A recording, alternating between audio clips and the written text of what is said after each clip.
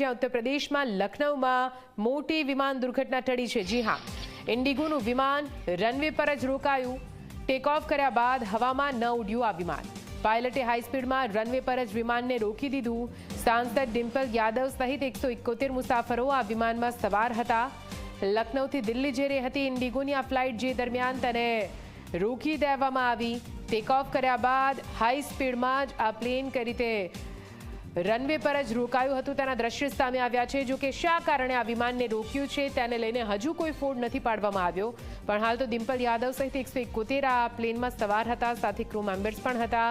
Runway પર take off થવાની તૈયારીમાં હતું। હાઈ સ્પીડમાં આ પ્લેન ઉડવાની તૈયારી કરી રહ્યું હતું, પરંતુ તે દરમિયાન જ અચાનક પાયલટે પોતાના વિમાનને રનવે પર જ રોકી દીધું છે। આખરે કેમ રોકાયું તેને લઈને હજુ કોઈ જાણકારી સામે નથી આવી।